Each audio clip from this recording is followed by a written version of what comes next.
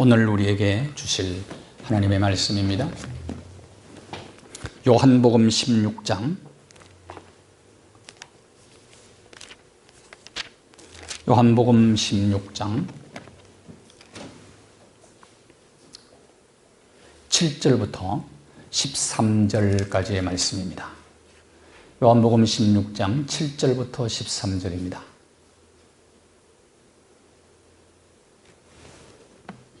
말씀을 함께 읽겠습니다. 그러나 내가 너희에게 실상을 말하노니 내가 떠나는 것이 너희에게 유익이라. 내가 떠나가지 아니하면 보혜사가 너희에게로 오시지 아니할 것이요 가면 내가 그를 너희에게로 보내리니 그가 와서 죄에 대하여 의에 대하여 심판에 대하여 세상을 책망하시리라. 죄에 대하여라 함은 그들이 나를 믿지 아니하며 의에 대하여라 함은 내가 아버지께로 가니 너희가 다시 나를 보지 못하며 심판에 대하여라 함은 이 세상 임금이 심판을 받았음이라. 내가 아직도 너희에게 이룰 것이 많으나 그러나 진리에 지금은 너희가 감당하지 못하리라. 그러나 진리에 성령이 오시면 그가 너희를 모든 진리 가운데로 인도하시리니 그가 스스로 말하지 않고 오직 들은 것을 말하며 장래일을 너희에게 알리시리라. 아멘.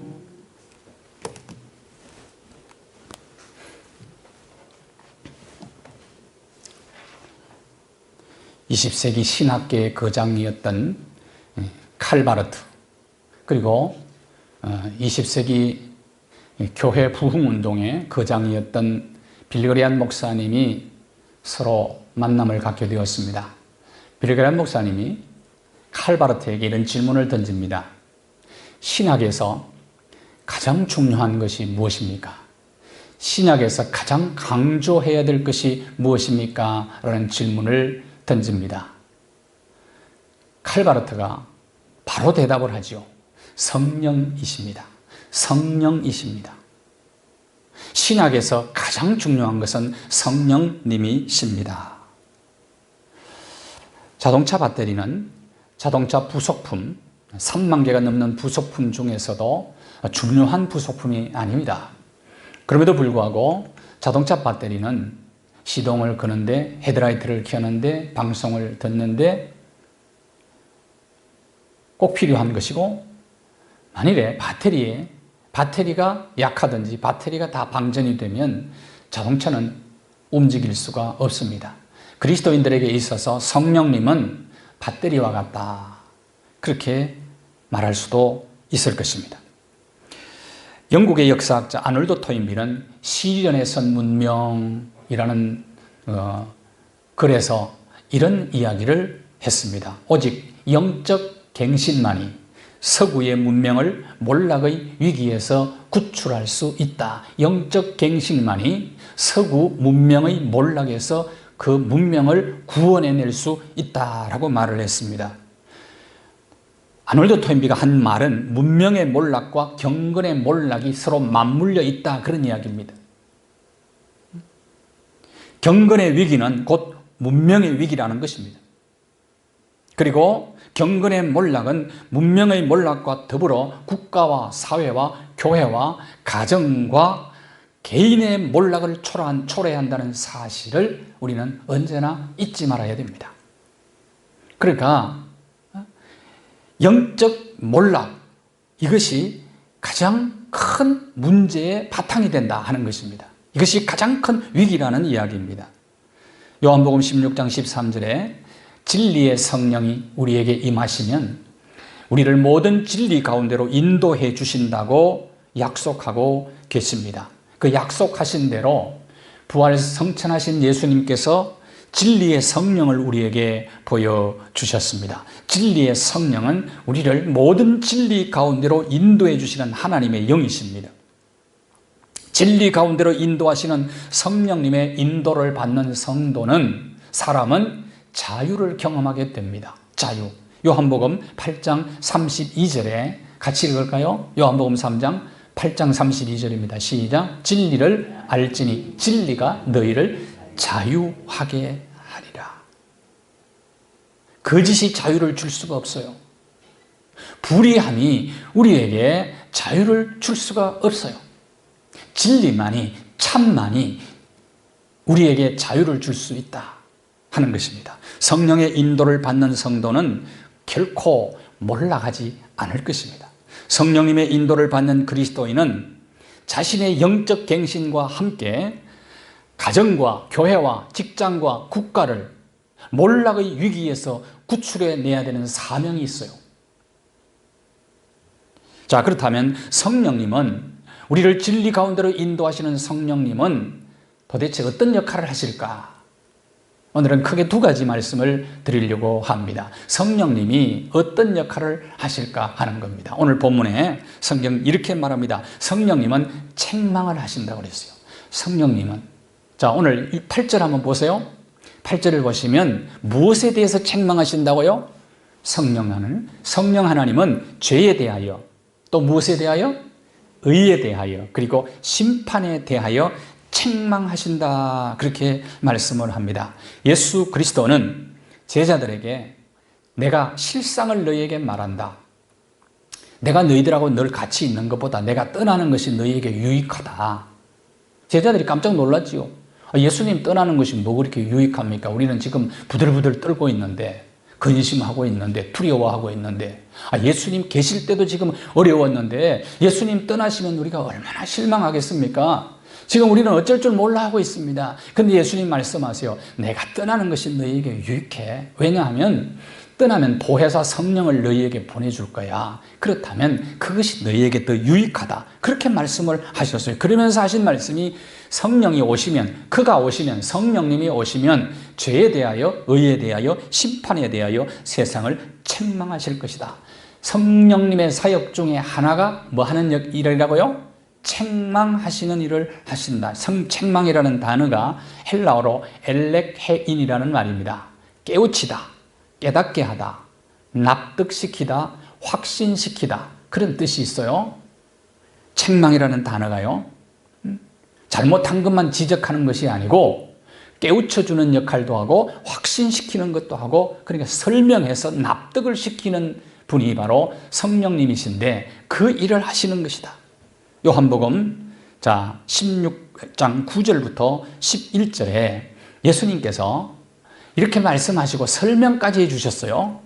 죄에 대하여 책망하신다는 말이 뭐냐? 죄에 대하여라 하면 그들이 나를 믿지 아니함이요. 가장 큰 죄가 무슨 죄일까요? 예수님 안 믿는 죄입니다. 왜 그럴까요?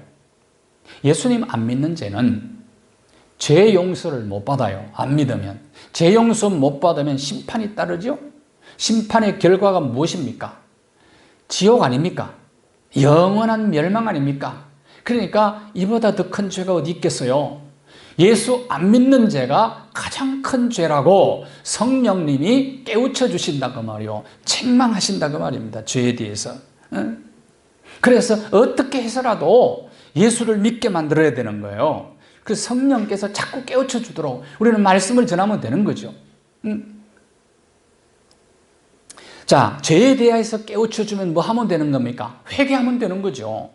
1907년 1월 6일 평양 장대연 교회에서 시작한 평양대 부흥운동, 거대한 물결이 전국적으로 다 덮어버렸습니다. 성령의 불이 확산이 되어버렸어요. 전국적으로. 그것은 어디서부터 시작이 되었느냐 하면 길선주 장로님의 회개에서부터 시작이 됩니다. 길선주 장로님이 회중 앞에 나오셔가지고 이런 말씀을 하셨어요. 친구가 나한테 유언으로 돈을 맡겨서 좀 잘 관리해달라고 했는데 내가 거기에서 $100를 사취했습니다 하고 막 울면서 회개를 했어요. 그러니까 온 교원들이 다 울었어요. 그래서 그 물결이요 갑자기 전국적으로 다 퍼져나간 것입니다. 회개운동으로 시작된 부흥의 불길이 대한민국 전역을 덮어버렸습니다. 초대교회, 여러분이 잘 아시는 대로 사도행전 초대교회에 베드로가 설교를 하십니다. 회개하고 주 예수를 믿으라 했더니 성령께서 각자의 심령에 막 책망을 하는 거예요. 그러니까 우리가 어찌할꼬 하고 회개함으로 하루에 3,000명 회개하고 또 5,000명 회개하고 10,000명이 회개하고 이런 운동이 일어나게 된 것입니다. 의에 대하여는 뭐라고요? 의에 대하여는 의가 뭐냐? 불의에 대해서 막 책망을 하시는 분이 성령님이십니다. 내가 아버지께로 가는 것이 의다. 무슨 말입니까? 예수님은 하나님과 바른 관계를 늘 맺고 사셨어요. 이 세상에 오셔서 33년 동안 사람의 몸을 입고 사실 때에 그러다가 십자가 지고 돌아가시고 부활성천하시잖아요. 그러면서 나는 이제 하나님 아버지의 본체의 영광으로 회복되어서 하나님 아버지께로 간다, 이 말은 하나님과 완전히 하나가 된다 그 말이에요. 그러니까 의가 뭡니까? 하나님과 바른 관계죠. 바른 관계죠. 그래서 불의를 행하면 성령께서 책망을 하세요. 그렇게 하면 안 된다고. 책망하는 분이 성령님이시다. 그리고 심판에 대하여 책망하신다. 죄의 결과는 심판이라는 거예요. 이 세상 임금들이 이미 심판받은 자가 얼마나 많으냐. 헤롯이 하나님의 영광을 가로챘다가 갑자기 충이 먹어 죽어요. 충이 먹어서.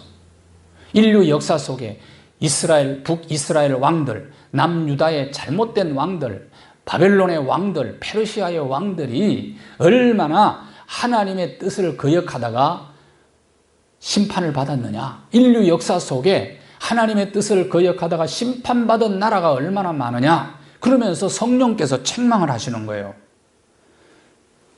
지난 5월 28일 오후 3시에 홍콩 보안법 제정 초안건이 제안이 됐어요.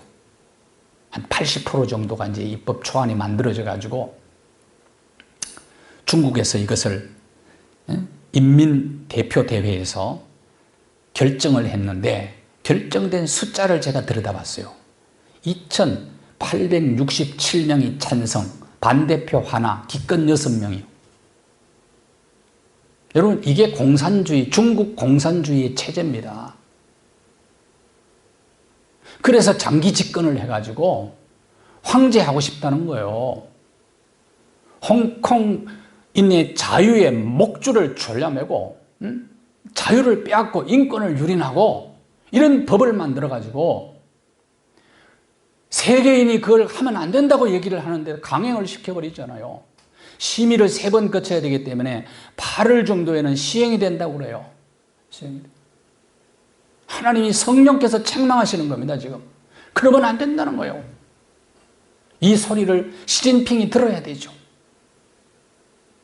그래서 지금 1997년도 홍콩에 중국의 영국이 홍콩을 반환할 때 탈출이 일어났어요. 지난 2019년 자유시민운동이 일어났잖아요, 홍콩에. 그때도 많이 탈출을 해버렸어요. 지금은 더 많이 탈출할 거라 그래요. 이제는 홍콩에 살 수 없다 이거예요. 홍콩에. 그래서 저 유럽으로, 캐나다로, 미국으로 제일 많이 가고 싶어하는 곳이 지금 대만이라고 그러는데 반드시 심판합니다. 이에 대해서는. 역사, 그리고 하나님 무서운 줄 알아야 돼요. 전권을 휘두르려고 법을 자기 마음대로, 이건 뭐 거의 만장일치 아닙니까? 만장일치. 그래서 여러분 기도하셔야 되는 것이 우리나라 국회의원 여당이 힘이 굉장히 강합니다. 이제는 뭐 어떤 법도 다 통과시킬 수 있어요. 이렇게 되면 야당 몇 명만 딱 잡으면 다 됩니다. 잘못하면 큰일 납니다. 큰일 납니다. 이렇게 하면 이게 성령의 책망의 소리를 들을 줄 알아야 된다 이 말이에요. 정말 나라와 민족을 위해서, 백성들의 자유와 정의와 평화를 위해서 공의를 세우는데 법을 바로 세워야지. 국회가 출범했는데 그럼 기도하셔야 돼요. 이제 성령께서 무섭게 책망하고 계세요. 귀 있는 자는 성령이 교회들에게 하시는 말씀, 역사 속에 하시는 말씀을 들을지어다. 들어야 됩니다. 중국이 저렇게 가다가는 위험합니다. 성령이 죄와 의와 심판에 대해서 책망하실 때 듣고 회개해야 돼요. 왜 책망하십니까? 영적 갱신을 위하여 책망하십니다. 영적 갱신이 이루어지면 문명이 몰락할 수 있다는 걸 아셔야 돼요. 네. 가난한 집에서 태어난 흑인 제프 핸더슨은 어려서부터 도박이 아주 심했다고 그래요. 손버릇이 나쁜 제풀이라는 별명이 붙게 되었습니다. 학교를 그만두고 마약에 손을 대다가 그가 24살 때 19년 7개월 형을 받고 감옥 생활을 하는데, 수감 생활 중에 수감자들이 가장 꺼려하는 일을 이 아이에게 시켰어요. 그것은 설거지하는 일이었습니다. 설거지. 군대 갔다 오신 분들은 잘 알 거예요. 식기 닦는 게 그렇게 힘든 거예요. 카레가 나올 때 제일 싫어했습니다. 저도 카레 식기 닦는 게 그만큼 힘들어요. 끼니 때마다 1,500명이 사용한 그릇을 닦아야 되었어요. 그때. 그런데 그 설거지가 요리에 눈을 뜨게 하는 계기가 되었습니다. 어깨너머로 보고 요리법을 배웠어요. 그리고 공책에 다 기록을 하고 주방 허드렛 일을 하면서 요리를 배워나가기 시작을 했습니다. 신문에 소개한 요리사들의 이야기를 들으면서 밤새껏 공부도 했어요. 출소하자마자 로스앤젤레스 한 식당에 접시 닦기를 시작을 하게 됩니다. 요리사 경력을 쌓기 위해서 여러 호텔에 입사 원서를 내게 됩니다. 세계 제1의 요리사의 꿈을 꾸게 되고 키워나가기 시작을 했습니다. 마침내 라스베가스 벨라지오 호텔 최초의 흑인 총주방장이 되었습니다. 교도소 안에서 성령께서 주시는 책망을 듣고 영적 갱신이 그 속에 일어나니까 운명이 달라진 거예요. 운명이 달라진 거예요. 개인도 그렇고 교회도 그렇고 나라도 마찬가지예요. 성령님은 끊임없이 책망하고 계실 때 그 책망의 얘기를 듣고 회개하면 영적 갱신이 일어나서 운명이 바뀌어질 수 있단 말입니다. 운명. 성령님은 죄와 의와 심판에 대해서 책망하심으로 사람들 속에 영적 갱신이 일어나도록 하시는 분이시다. 영적 갱신. 요한복음 5장 24절 보십시오. 어떻게 운명이 바뀝니까? 신분도 바뀌고 운명도 바뀌어요. 정말 성령의 책망 듣고 회개하기만 하면 말입니다. 같이 읽을까요? 요한복음 5장 24절입니다. 시작. 내가 진실로 진실로 너희에게 이르노니 내 말을 듣고 또 나 보내신 이를 믿는 자는 영생을 얻었고 심판에 이르지 아니하나니 사망에서 생명으로 옮겼느니라. 믿고 회개하고 예수 그리스도를 내 인생의 구세주로 모셔드린 그 사람은 영생 얻었고 심판에 이르지 아니하나니 사망에서 생명으로 옮겼느니라. 신분과 함께 운명이, 영원한 운명이 바뀐다는 사실이. 가나안 국수 김두만 대표의 이야기입니다. 전북 익산이 고향인데요. 익산이 고향인데 학교 때 유도를 시작을 했어요. 복실한 어머니 밑에서 자라서 어릴 때 교회를 열심히 다녔어요. 그런데 뭐가 잘못돼서 이제 국가대표의 꿈을 꾸었는데 포기했어요. 포기하고 어릴 때부터 장사를 하기 시작하고 사업을 하게 되어서 돈을 많이 벌었습니다. 돈을 많이 벌고 교만해졌어요. 교회와 하나님을 떠났어요. 마음대로 살았어요. 마음대로. 그러다가 어느 날 원광대 병원에서 검진을 받았는데 갑상선만 암 말기 판정을 받고 몸 17군데에 암이 전이가 됐다는 청천벽력 같은 말을 듣게 됩니다. 36살에 6개월 시한부 판정을 받은 것입니다. 그래서 그는 죽을 때 죽더라도 창피하게는 죽지 말자. 하나님 앞에 매어 달리기가 싫었어요.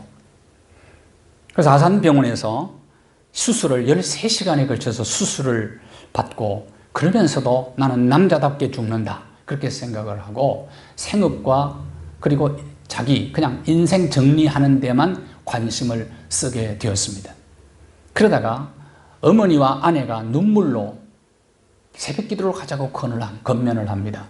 그래서 끌려나갔어요. 끌려나갔는데 그날 새벽에 목사님이 머리에 손을 얹고 눈물을 흘리면서 기도를 해주는 거예요. 정말 나를 사랑하시는구나 깨닫는 그 순간 울음보가 터져버려요.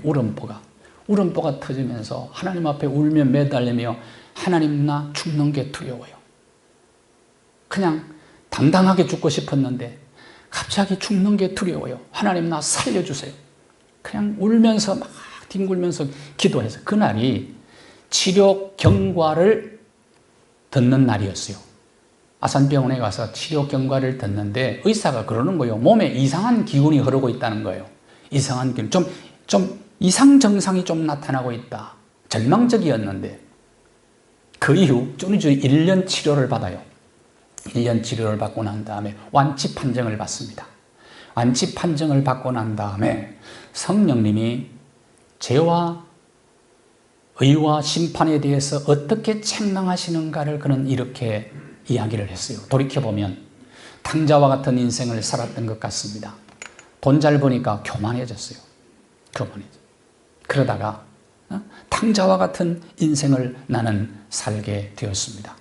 하나님을 멀리 떠난 방황하던 그 시간, 그때도 하나님은 나를 포기하지 않으시고 나를 돌보셨다. 나를 끝까지 포기하지 않으셨다. 암으로부터 살려주셨고 큰 교통사고로 뇌를 다쳤을 때도 살려주셨다. 덤으로 사는 인생, 앞으로 하나님의 영광을 위해 하나님의 이름을 높이는 삶을 위해 오늘도 하나님께 무릎을 꿇는다. 그러다가 나중에 이제 이분이 국수집을 냅니다. 가나안 국수집을 저 행주산성에다가 3년 동안 고생을 너무 많이 해요. 그러다가 방송에 한번 나고 난 다음에 진풍경이 벌어지 그 집 앞에 300명이 줄을 서서 기다리는 진풍경을 경험을 하게 됩니다. 하나님의 자녀들이 곁길로 갈 때 성령 하나님은 뭘 하시느냐? 영적 각성을 위해서 죄에 대해서 의에 대해서 심판에 대해서 책망하셔서 돌아오게 만들어요. 돌아오게 만듭니다. 네. 부활하신 예수님은 제자들에게 이 말씀을 주신 거예요. 성령님은 앞으로 이 일을 하실 거다. 보혜사 성령님이 오시면. 그래서 오히려 너희들에게 유익하다고 말씀을 하신 거예요.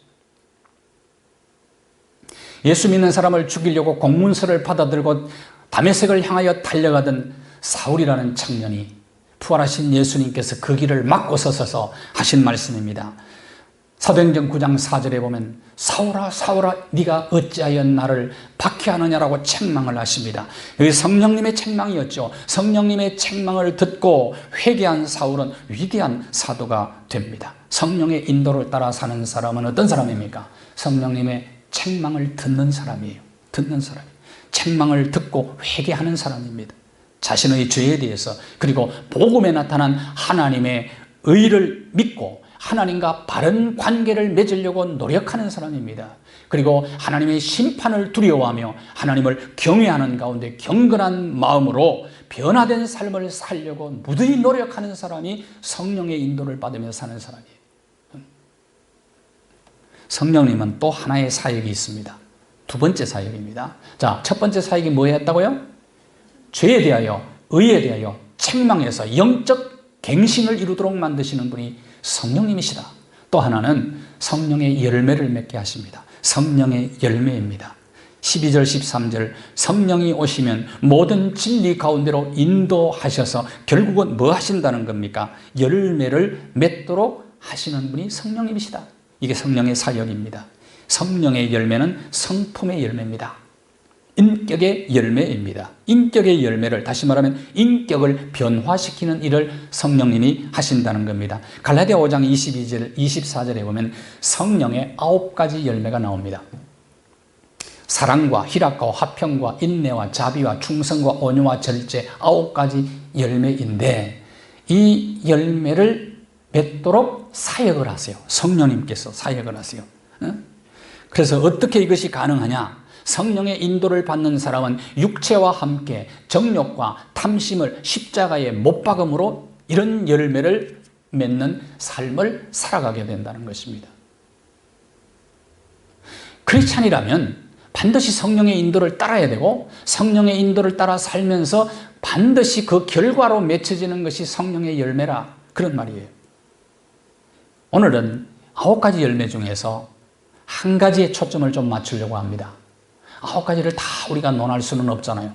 자비에 대한 얘기를 좀 말씀드리려고 해요. 자비. 9가지 열매 중에 하나예요. 이 9가지 열매가 너무너무 귀한 것들입니다.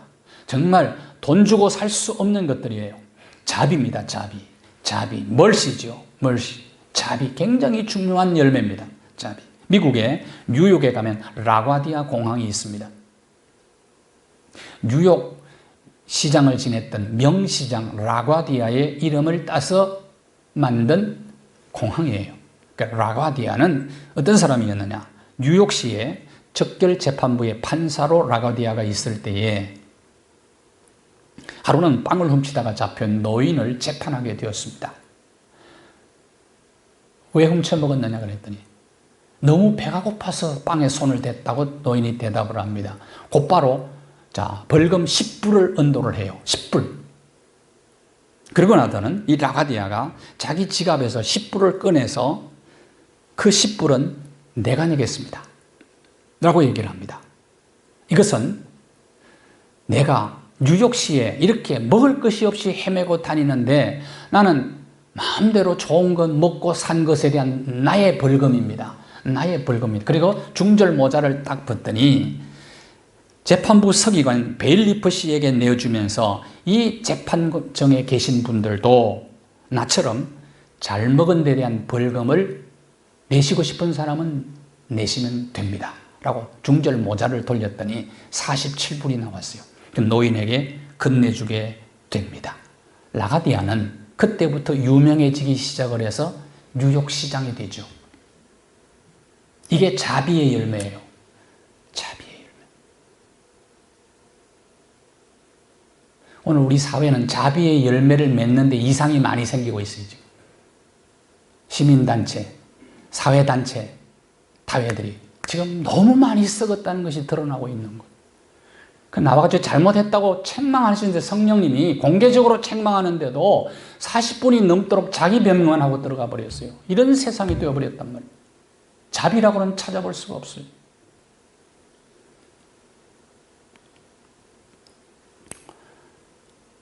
한국 교회사 속에 많은 사람들로부터 사랑과 존경을 받았던 최흥종 목사님 이야기입니다. 조실 부모한 그가 20대 초반까지 그냥 깡패 짓을 하면서 산 거예요. 시장에 오면 무조건 술값으로 다 빼앗고 사람들 때리고 소문난 싸움꾼 건달이었습니다. 1904년에 유진벨 선교사님을 만나고 그의 사랑의 헌신에 감동을 받아서 예수 그리스도를 구세주로 믿고 회심하게 됩니다. 1907년 평양 부흥운동이 일어난 해였습니다. 그 해에 홀사이드 선교사님과 운명적인 만남을 갖게 되고 평생 나환자들을 위해서 헌신하는 사역자가 됩니다. 1909년도에 자신의 땅 1000평을 기증해서 나환자 진료소를 세우게 되죠. 그리고 1917년도에 평양신학교에 입학을 해서 그는 목회자가 됩니다. 그는 평생 나환자들, 한센병 환자들의 치료와 생계 문제를 해결하기 위해서 헌신하신 분이십니다. 그런데 1935년 갑자기 잠적을 하게 되죠. 최흥종 목사님은 자신의 지인들에게 사망 통지서를 냅니다. 사망 통지서의 내용이 다음과 같습니다. 1935년 3월 17일 이후 나 최홍종은 죽은 사람임을 알리는 바입니다. 나는 오늘부터 지상에서 영원히 떠나 하나님의 품에서 진실로 하나님과 함께 자유롭게 살 것입니다. 중요한 얘기를 하고 있어요. 하나님과 함께 자유롭게 살 것입니다. 여러분도 죄를 회개하고 예수 믿고 구원받기 바랄 뿐입니다. 인간 최훈정을 사망자로 간주하시고 우인 명부에서 친구 명부에서 나를 삭제해 주시기를 간절히 바랍니다. 이제는 생사간에 예수 이외에 아무것도 없으므로 세상에 대해 사망자가 되어 스스로 매장한 것이 왜다. 1935년에 그는 사망 선고를 합니다. 사망 선고서를 냅니다. 사망 통지서를 낸 최홍종 목사님은 그때부터 거린과 나환자들과 함께 살아갑니다. 그것이 곧 하나님과 함께 사는 것이라고 그는 생각을 했습니다. 1966년 전국 교회에다가 진실된 기독교인의 삶을 살아야 합니다라는 편지를 각 교회에 다 보내고 그때부터 금식 들어갔는데 금식 100일째 되는 날에 그는 하나님의 부르심을 받게 됩니다. 전라남도 광주시에서 최초로 시민장을 거행하게 됩니다. 시민장. 최흥종 목사님은 이 사회에 큰 영향을 미친 성자였습니다. 그의 죽음 앞에서 수많은 나환자들이 몰려와 가지고 아버지 우리를 두고 가시면 어떻게 합니까? 하고 애도를 표했던 거예요. 자비의 열매죠.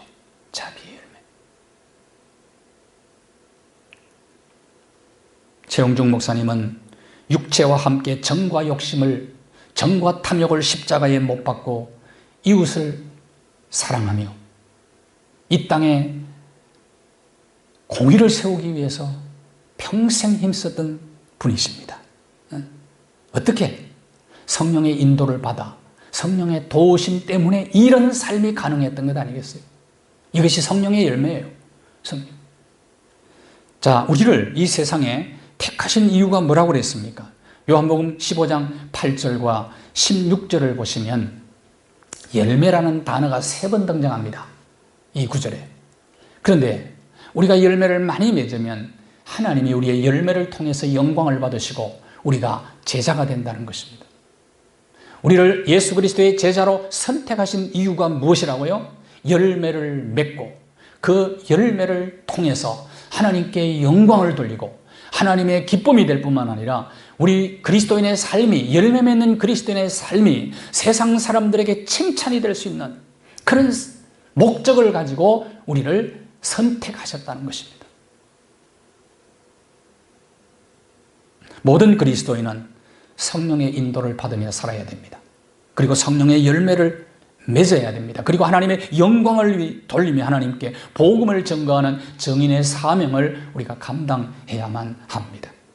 로마서 14장 17절에서 18절 말씀을 보면 하나님의 나라의 본질이 뭐냐? 의와 평강과 희락이라고 했는데 성령 안에서 이 성령의 열매예요. 하나님의 나라의 본질입니다. 성령의 9가지 열매가 하나님의 나라의 본질이라고 말해요. 본질.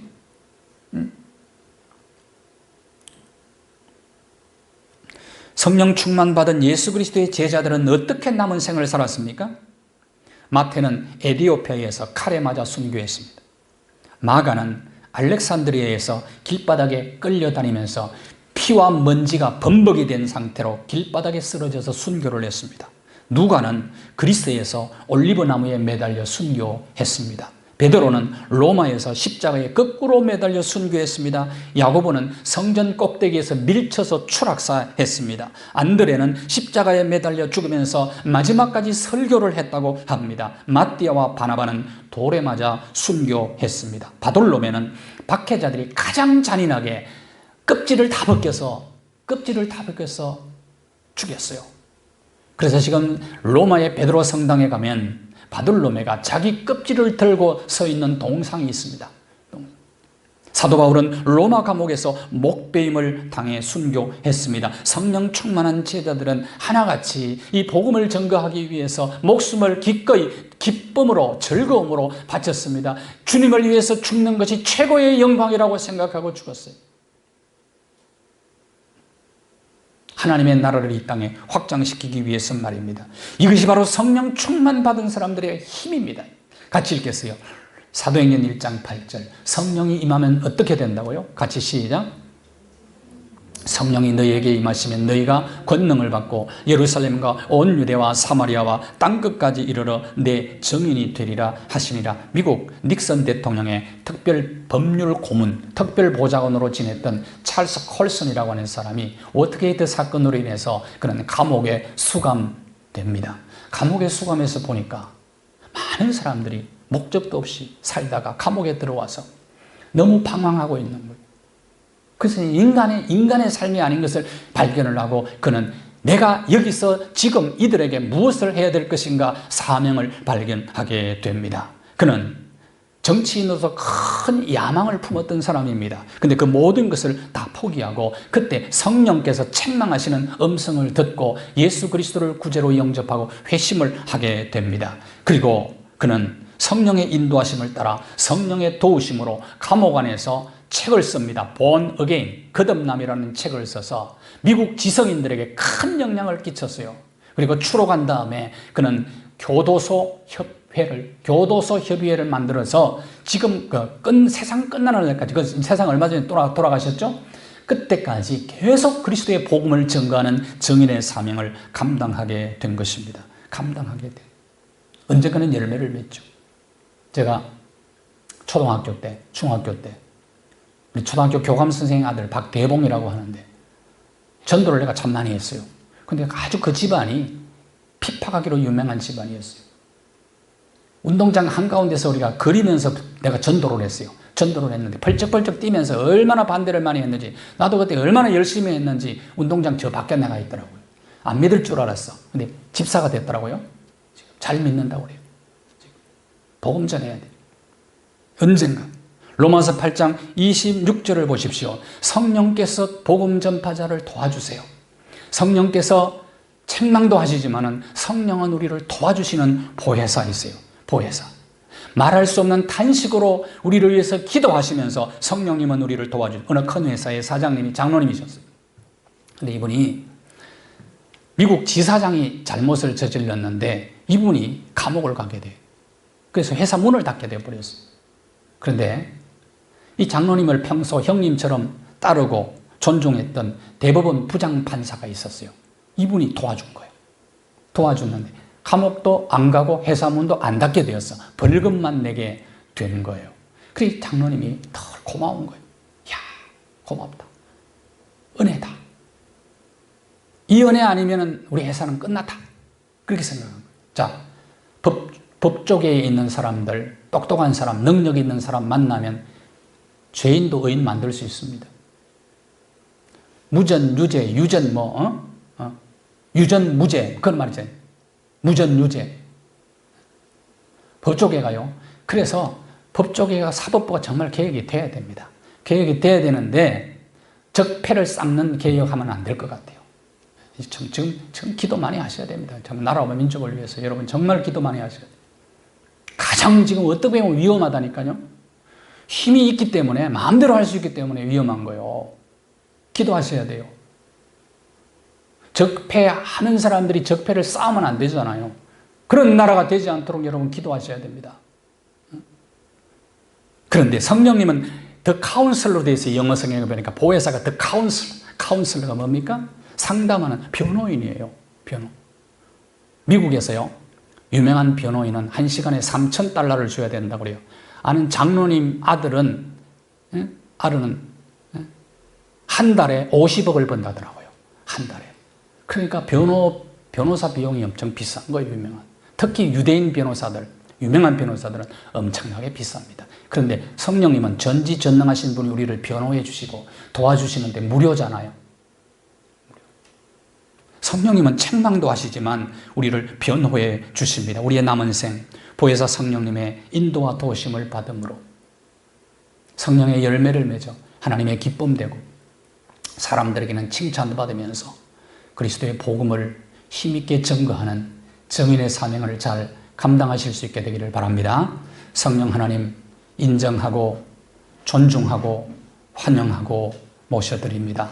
심령마다 역사하셔서 죄에 대하여, 의에 대하여, 심판에 대하여 성령님 책망하실 때 겸손한 마음으로 회개하여 심령마다 영적 갱신이 이루어지게 하여 주시옵시고 그리하여 무너져가는 이 세상 또 위험한 세상 문명을 영적 부흥을 이루어 무너지는 모든 문명들을 구출하는 데 쓰임받는 정인의 사명 잘 감당하는 교회와 모든 성도들 되게 하여 주시옵소서. 예수 그리스도의 이름으로 기도하옵나이다. 아멘.